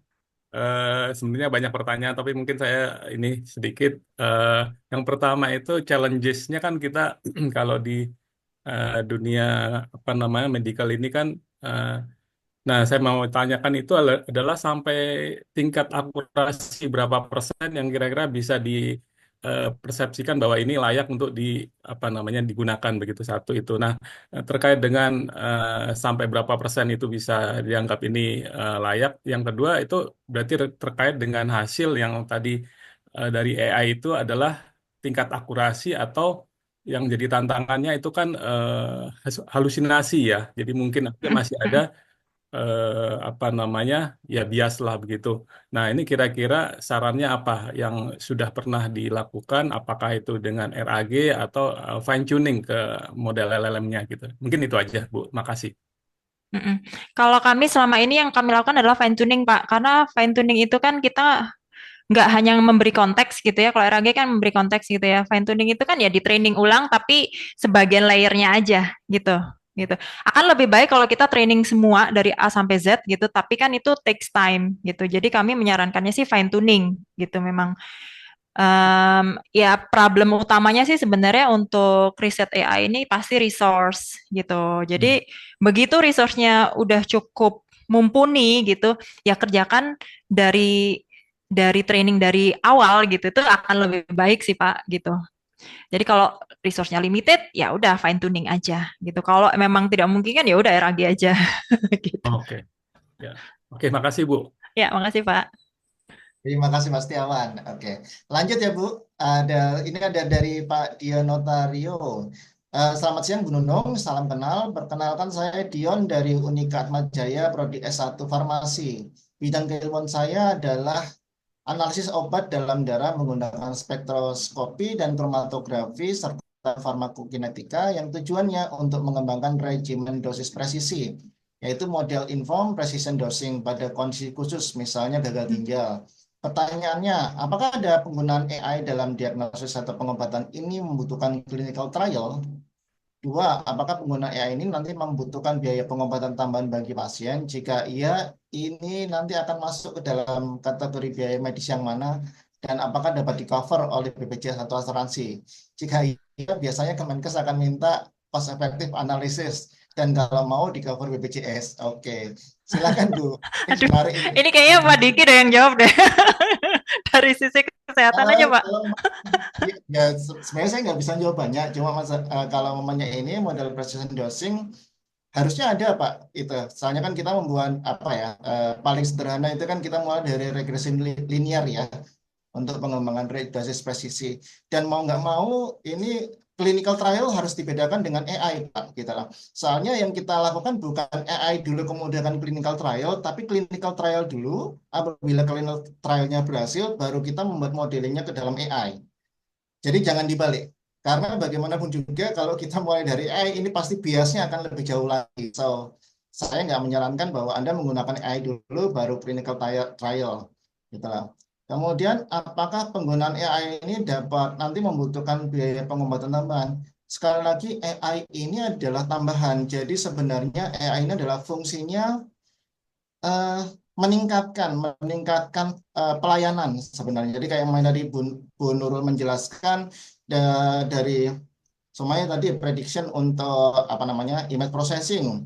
Dari image processing yang ada, namanya paru-paru, genu dan segala macam, nanti munculnya apa akan memudahkan dokter untuk melakukan diagnosis sehingga untuk diagnosis menjadi lebih presisi.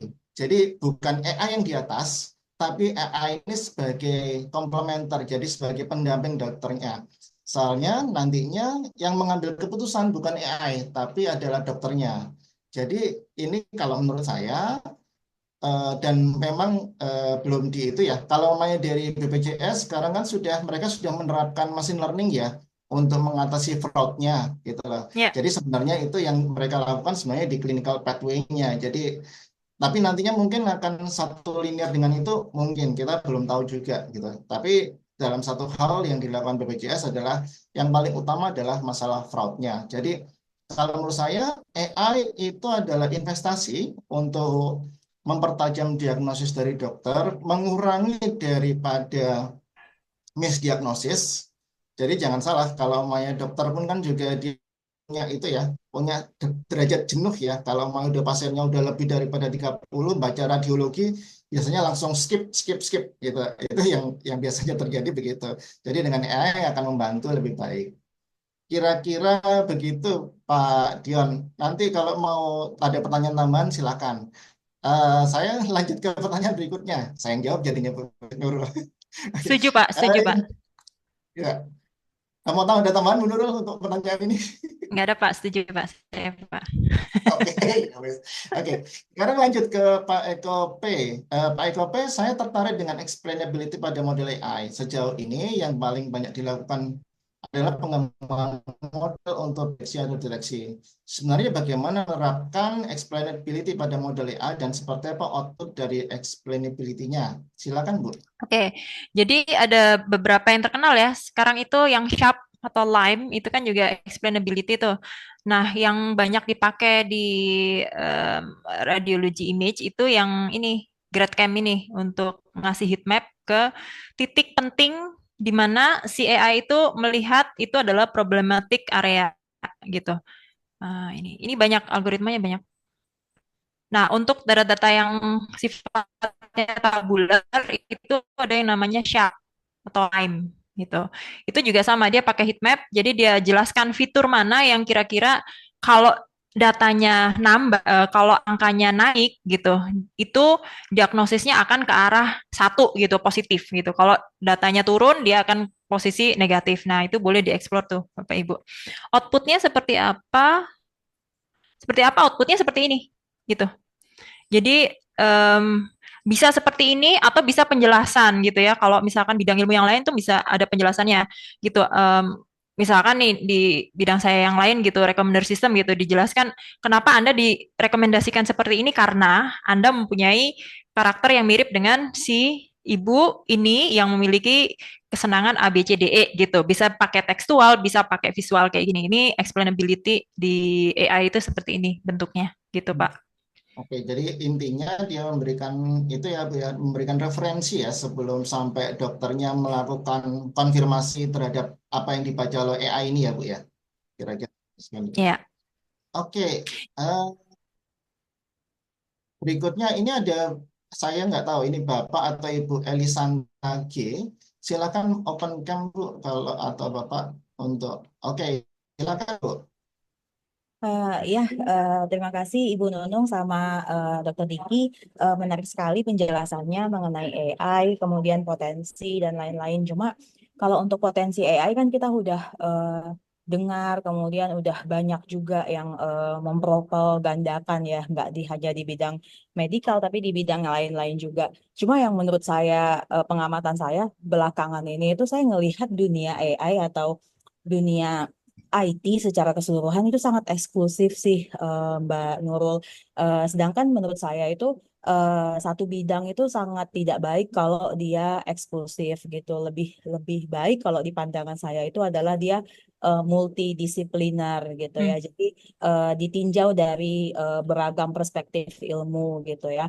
Nah, ini kan karena ini di dunia medical apa namanya kita berhubungan dengan pasien-pasien melibatkan nyawa. Setuju dengan Dokter Diki tadi berkata bahwa kita nggak bisa nih trial and error gitu ya. Bias dianggap sebagai bukan bukan bias, tetapi bias itu dianggap sebagai satu kesalahan dan pelanggaran gitu. Kalau kalau berhubungan dengan nyawa ya gitu. Jadi kita nggak bisa uji coba kemudian bilang oh ternyata uji cobanya meleset atau uji cobanya salah gitu.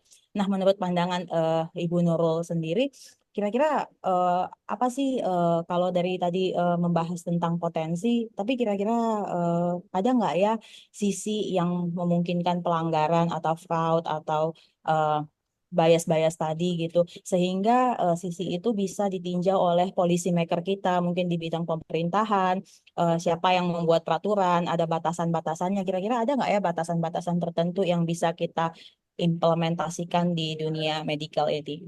Ya, makasih Bu pertanyaannya. Jadi sebenarnya AI itu adalah tools, adalah teknologi seperti halnya teknologi yang lain gitu. Hanya saja sekarang eranya udah AI gitu. Mungkin zaman dulu eranya industrialisasi gitu. Itu kan teknologi juga gitu ya. Apakah industrialisasi nanti akan berpotensi untuk fraud? Ya, pasti gitu. Yang namanya tools itu bisa digunakan untuk hal buruk atau hal baik gitu ya. Nah, saat ini yang saya tahu ada ini apakah sudah diatur oleh pemerintah secara general mungkin iya gitu ya penggunaan AI di akademik gitu ya, mungkin di industri itu mungkin sudah ada peraturan tentang penggunaan AI-nya, tapi tidak spesifik mana batasannya yang baik dan tidak baik gitu ya. Sekarang misalkan kalau di chat GPT pun gitu ya, kalau Bapak Ibu mencoba bertanya tentang hal-hal yang terlarang gitu ya, dia sudah mulai bisa tuh. Kalau zaman dulu kan enggak. Sekarang dia udah mulai bisa bilang, "Oh, maaf, saya tidak berkompetensi untuk menjawab hal tersebut karena itu melanggar etika gitu." Nah, itu sudah ada tuh di ChatGPT. Jadi untuk di kesehatan secara spesifik, saya rasanya kayaknya belum ada ya mana yang boleh, mana yang tidak gitu. Tapi ya itu tadi kembali lagi yang namanya teknologi itu dua sisi mata pisau gitu ya. Jadi bisa dimanfaatkan atau bisa digunakan untuk hal yang buruk gitu ya. Bisa salah juga gitu. Dan dokter juga tadi ya Pak Diki juga menjelaskan nggak 100% benar gitu. Jadi sebenarnya ini tools gitu. Nah, kalau batasannya tergantung dari penggunanya sebenarnya Bu gitu. Jadi dari dokternya sendiri gitu yang membatasi. Jadi bukan dari teknologinya. Sebenarnya teknologi kan hanya memprovide gitu kan. Nah, dokternya mau sejauh apa gitu. Ini si AI ini boleh untuk diterapkan gitu kan. Tadi oh kalau untuk diagnosa nggak boleh karena ini berdasarkan hasil kolokium lah apa gitu ya mungkin dirapatkan di bidang ekspertis dokter gitu ini nggak boleh karena ini menyangkut nyawa. Nah itu udah batasannya memang dari sisi bidang medisnya sendiri gitu. Waktu dulu sharing aja sebelum 2022 sebelum era elektronik ini dat tidak ada di Indonesia data radiologi image yang dipakai untuk riset. Itu nggak boleh, karena dari Kolokvium Radiologis Indonesia tidak mengizinkan data itu keluar. Kenapa? Dengan segala pertimbangan etika dan segala macam gitu ya, dengan kehati-hatian dan prinsipnya. Ya memang tidak bisa gitu. Jadi AI tidak bisa membaca data radiologi yang ada di Indonesia, karena memang itu dibatasi oleh si penggunanya gitu. Ya kita nggak bisa ngapa-ngapain. Akhirnya kita mengambil dari luar negeri gitu Bu. Jadi begitu setelah 2022 mulai diizinkan digunakan gitu, ya baru kita bisa proses gitu. Jadi sebenarnya kalau dari AI sih ngikutin user gitu Bu. Nah, usernya mau sebatas apa gitu digunakannya gitu. Kalau memang beresiko ya sebaiknya dibatasi penggunaannya. Makanya kita yang tadinya pengen membantu pasien, kita jadi dirubah untuk membantu dokter karena dokter yang sebenarnya ilmunya lebih lebih bener lah gitu ya dibanding AI-nya gitu Bu. Gitu kalau menurut saya. Sudah jelas Bu Elisanta? Oke, ada tambahan lagi? Enggak, oke. Silakan teman-teman yang bertanya dapat menambahkan di meeting chat atau silakan raise your hand. Kita masih ada waktu sekitar 10 menit lagi untuk pertanyaan berikutnya. Bagi teman-teman yang hadir dan belum mendaftar ke IAIS, silahkan. Tadi saya sudah memberikan form untuk mendaftar di IAS. Caranya gampang, Anda mengisi formulir, kemudian Anda membayar iuran tahunan yang sudah kami tetapkan dan mengkonfirmasi bukti pembayaran ke IAS kembali. Hanya itu. Oke. Ini menarik, Bu. Dari tadi kelihatannya Bu Nurul sampai kehabisan napas ini. Banyak sekali pertanyaan dari A sampai Z. Dan pertanyaannya cukup apa ya, cukup fokus dengan masing-masing keahlian. Sekarang mungkin sekarang kok saya yang tanya. Coba tanya. Jadi kalau namanya setahu saya dari pemerintah sudah menerapkan yang namanya satu sehat. Satu sehat itu mereka sudah menetapkan apa ya, semacam Ya. database atau variabel-variabel yang sudah diterapkan dengan harapan nanti itu bisa digunakan untuk berbagai hal gitu lah. Ya. Kemudian kalau namanya Bu Nurul tahu sekarang ini dari pemerintah juga sudah membuat satu konsorsium namanya INASIRC. Jadi ini adalah konsorsium yang dibentuk oleh Kemenkes untuk melakukan clinical trial. Gitu. Jadi ini apa ya? Ini sudah kalau menurut saya pribadi ini sudah kemajuan yang sangat besar dibandingkan di era-era sebelumnya. Nah, sekarang dari yang mungkin yang sudah Ibu pakai ini kan kaitannya dengan rekam medis elektronik. Ini membantu sekali nggak dengan perkembangan AI yang Bu Nurul atau penelitian yang Bu Nurul lakukan? Soalnya tadi saya sekilas melihat banyak penelitiannya itu lebih banyak dilakukan di luar negeri daripada di Indonesia. Sekarang kan kita coba untuk membahas yang di Indonesia. Dengan adanya permen seperti ini membantu atau malah justru membuat susah atau bagaimana? Makasih Pak. Ya, sebenarnya saya senang banget gitu ya dengar yang satu sehat itu yang rekam medis. Tapi kan itu bertahap ya, jadi nggak semuanya akan standar ngikutin pemerintah gitu. Tapi ya lumayan lah ya. Kalau rumah sakitnya pakai BPJS kan harus reportnya harus dikirimnya elektronik gitu kan ya. Dan itu udah dari standarnya. Itu lumayan, sangat lumayan gitu. Tadi permasalahan utamanya di AI itu kan sebenarnya datanya unstructured gitu. Nah, ini udah lumayan membantu 50% gitu. Kalau udah structured gitu, udah terstandar gitu, dan udah online gitu ya. Itu gampang Pak ngambil ininya, ngebersihin datanya itu udah tinggal setengah jalan aja gitu. Udah nggak perlu nyamain field yang satunya bilangnya diagnosis, yang satunya bilangnya bahasanya lain lagi gitu kan, yang satunya penyakit, yang satunya apa gitu kan menyamakannya yang satunya bilangnya apa paru gitu yang satunya TB paru gitu. Terus ada yang TB-nya dilengkapin itu tuberkulosis gitu ya, ada yang pakai bahasa Inggris, bahasa Indonesia. Nah, itu kan nggak standar. Nah, itu kan setengah mati gitu ngebersihinnya. Nah, kalau misalkan pemerintah punya nih standar kolom namanya sama gitu, terus istilahnya gitu ya. Dan itu standar semua rumah sakit harus pakai bahasa yang sama. Nah, itu biasa sih, saya rasa AI di Indonesia gitu nanti akan bisa berkembang dengan lebih cepat gitu ya, lebih cepat dari yang sebelum-sebelumnya gitu, Pak.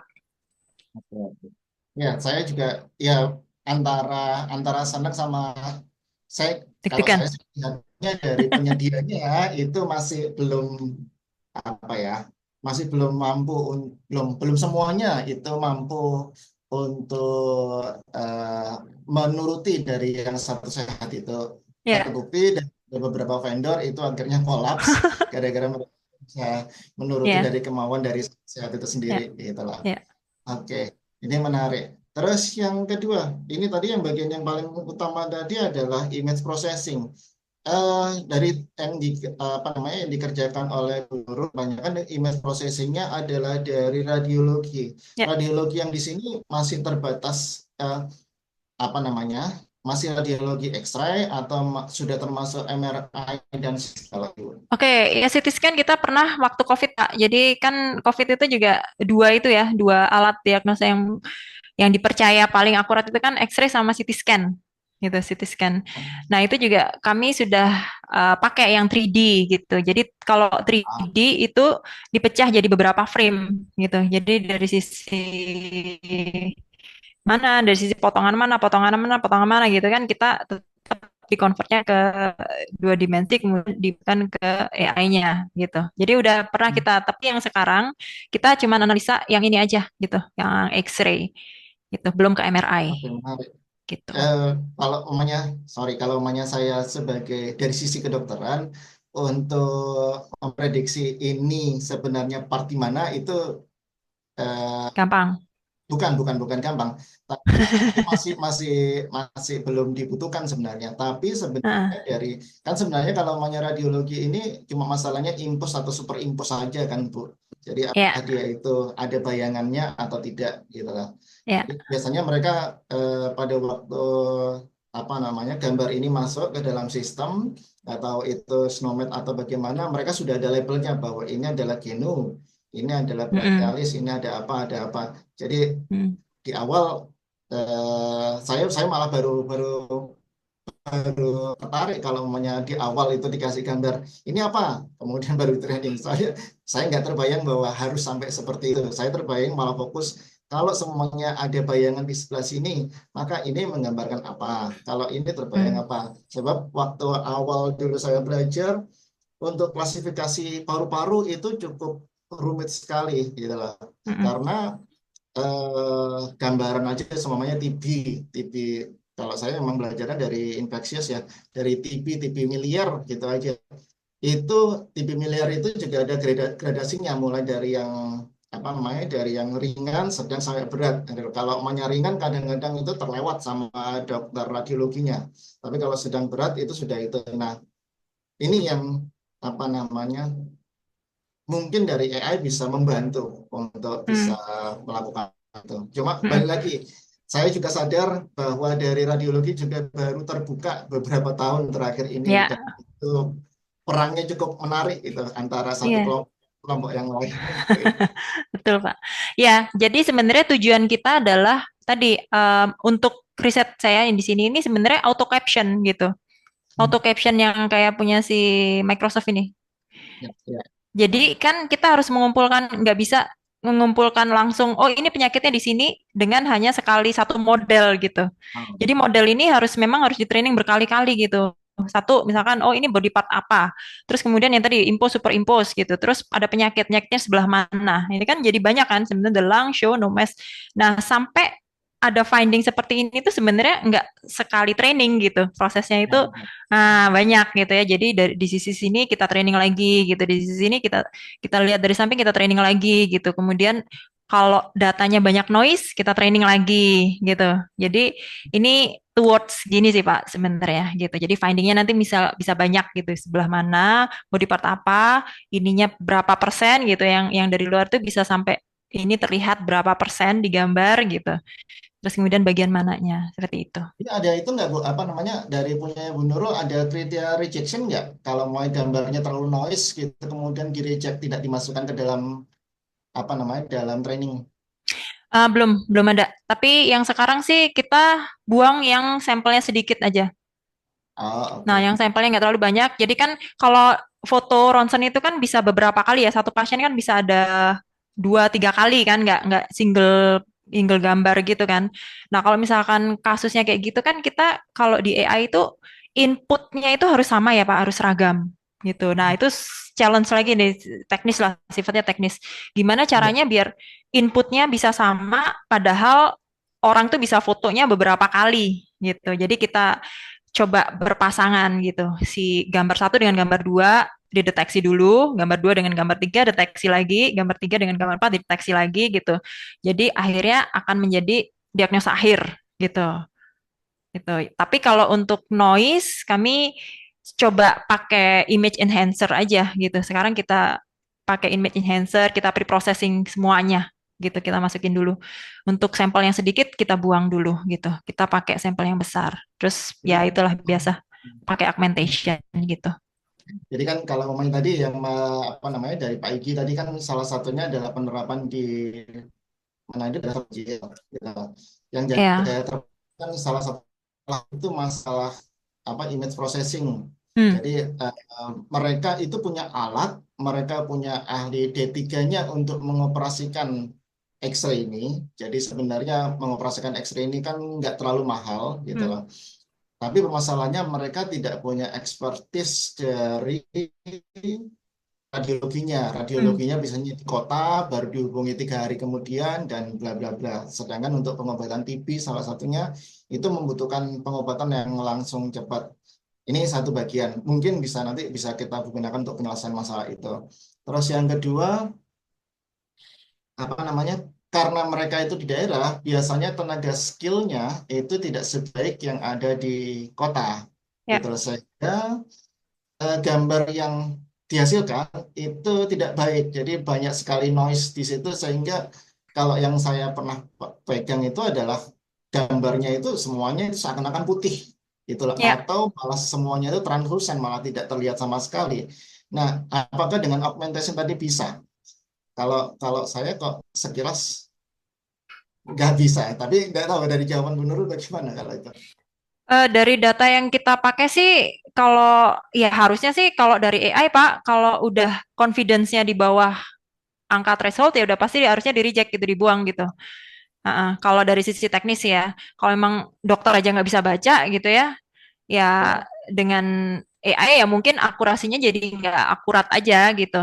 Nah itu kan sebenarnya bisa ditentukan si dokternya, si usernya tadi. Jadi sebenarnya yang punya kontrol atas AI ini ya dokternya gitu, user gitu. Mau seakurat apa, mau gambar yang kualitasnya seperti apa yang mau dipakai, nah itu bisa ditentukan gitu.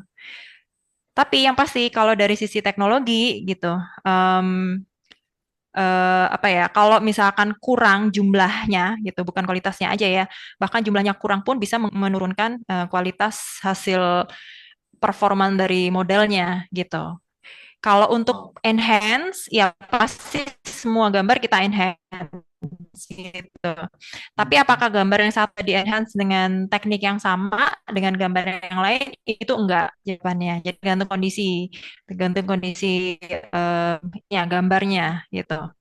Kadang kita introduce noise juga untuk menambah jumlah sampel data gitu. Jadi kita tambah noise juga, satu ada noise, satu tidak ada noise, kita masukin apakah si AI ini tetap akan mengenali hal yang sama atau enggak gitu. Gitu, Pak. Mm-mm. Dari teman-teman ada pertanyaan lagi? Oke, Ini ada komen kayaknya dari Pak Rahmat nih. Pak Rahmat. Kok saya nggak muncul di sini. Bentar, Pak Rahmat. Mungkin tujuannya mengenali ini adalah mengenali ini X-ray apakah untuk memastikan label dan X-ray sudah benar. Karena jika full automated, risiko salah labeling itu ada. Oke. Apa Full tujuannya seperti itu? automated. Kalau maunya dari Iya, sebenarnya kan ya tadi ya saya jelaskan AI ini tools ya gitu. Em, jadi ya tadi misalkan nih satu dokter radiologi itu harusnya sehari bisa membaca 100 secara manual gitu ya. Nah, ini dengan adanya AI itu kan nanti kita bisa highlight gitu. Kalau misalkan dia bisa highlight dan oh ya benar ini benar gitu ya. Jadi kerjanya bisa lebih cepat gitu dan dia bisa berhati-hati gitu. Misalkan kayaknya normal gitu, tapi ternyata si AI-nya bilangnya tidak normal. Oh, kenapa nggak normal ya? Coba deh saya lihat lagi, saya berhati-hati gitu ya. Jadi mereduce human error gitu sebenarnya. Full automated ya, ya. Kalau kalau kita depend on AI 100%, ya itu saya rasa juga masih jauh ya. Maksudnya mungkin nggak tahu 40-50 tahun ke depan lah ya gitu. Belum lah kayaknya. AI itu baru membantu untuk jagain gitu ya biar nggak terjadi human error gitu. ini masih menaruh pondasinya ya Bu ya kita Ya, untuk masih apa? jauh. Ya, betul. Oke, ada lagi pertanyaan dari teman-teman? Kalau tidak ada, saya sambil mungkin menunggu dari apa namanya dari pertanyaan dari teman-teman, saya mohon izin untuk Bu Nurul bisa matikan dulu untuk apa share screen-nya kita untuk foto bersama dulu. Jadi Boleh. saya minta tolong ke teman-teman untuk membuka eh, webcamnya. Kita akan berfoto bersama dari satu layar ke layar yang lain. Bentar, saya akan coba untuk di layar yang pertama dulu. 1, 2, 3. Bentar, saya coba ambil. Oke, saya mulai di layar yang kedua. Oke, satu. Oh, layar dua tidak banyak yang terbuka. Oke, satu, dua, tiga. Tunggu sebentar, saya coba geser ke yang ketiga. Oke, yang ketiga, satu, dua, tiga.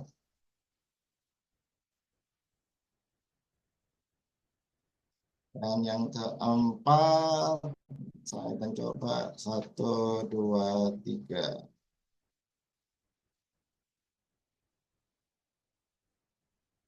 Oke, sudah selesai. Kita foto bersama. Silakan teman-teman lagi yang bertanya. Tidak ada. Jadi mungkin saya bisa ambil kesimpulan beberapa bahwa sebenarnya untuk perkembangan AI di Indonesia ini sudah di dunia itu cukup besar dan ternyata pemerhati AI di Indonesia pun juga sebenarnya sudah cukup banyak. Salah satunya adalah Bu Nurul dan saya yakin dari teman-teman IAIS atau teman-teman yang hadir di sini itu sebenarnya juga sudah mulai tertarik untuk AI tapi belum tahu harus kemana. Jadi teman-teman bisa nanti berkolaborasi atau berdiskusi dengan teman-teman IAIS atau langsung menghubungi Bu Nurul. Bu Nurul tadi sudah membagikan untuk LinkedIn-nya dan Instagram untuk bisa dihubungi lebih lanjut. Acara hari ini nanti ada apa namanya? Ada rekaman webinarnya. Nanti bisa teman-teman ikuti dulu di Data Science Series di WA Group yang umum maupun yang khusus untuk di IAIS. Nanti akan diproses terlebih dahulu karena ini adalah proses recording. Kemudian perkembangan sangat cepat, terutama yang sangat banyak diminati sekarang ini adalah image processing atau medical imaging. Tadi sudah dijelaskan oleh Bu Nurul, salah satunya adalah tadi berusaha untuk klasifikasi dan mengenali beberapa part dari bagian tubuh. Banyak sekali tantangan yang dilalui untuk dan masih banyak harus dilakukan di Indonesia terutama karena kita tinggal di Indonesia, yaitu yang pertama adalah data kualitas. Kualitas data ini sangat penting karena dengan kualitas data yang jelek kita juga nggak bisa menghasilkan suatu model yang bagus. Dan yang paling utama adalah ketersediaan data. Hingga sekarang ketersediaan data atau keterbukaan data mengenai data kesehatan yang dapat diproses oleh teman-teman penggerak AI itu masih sangat sedikit. Jadi itu adalah salah satu kendala yang sering kita alami di dunia kedokteran. Kemudian yang terakhir, yang tantangan yang berikutnya adalah implementasi. Biaya implementasi masih sangat besar. Ini sangat masuk akal karena kita masih dalam tahap pengembangan. Suatu pengembangan itu selalu dimulai dengan biaya sangat besar, kemudian seiring berjalan waktu, maka biaya implementasi ini akan berkurang. Untuk kesempatannya bahwa sebenarnya untuk kapitalisasinya CAGR-nya adalah sekitar 11 billion US dollar di tahun 2021 dan diprediksi akan mencapai 87 billion dolar Amerika di 2030. Jadi ini kesempatannya sangat terbuka luas bagi teman-teman yang mau mulai untuk belajar AI di bidang kesehatan. Itu yang bisa saya simpulkan untuk hari ini. Terima kasih kepada Bu Nunung Nurul Komariah atas waktu dan presentasinya yang sangat menarik sekali. Dan saya yakin teman-teman di sini sangat sudah mulai tercerahkan mengenai apa dunia AI di dunia kesehatan. Yang kita harapkan adalah teman-teman jangan segan untuk bertanya atau berkolaborasi di dunia AI. Kita punya wadah yaitu IAIS, Indonesia Artificial Intelligence Society yang mengadakan acara ini. Jadi jangan ragu untuk bergabung. Untuk sementara Anda bisa bergabung ke Data Science Series yang sudah saya bagi chartnya di awal. Nanti kalau teman-teman mau berkolaborasi lebih lanjut, teman-teman bisa bergabung juga di keanggotaan resmi dari IAIS. Nah, ada form dan form pembayaran yang sudah kami bagikan. Terima kasih Bu Nunung Nurul Komariah atas presentasi dan waktunya untuk hari ini. Sangat menarik sekali. Terima kasih buat teman-teman yang sudah hadir dan berpartisipasi untuk acara ini.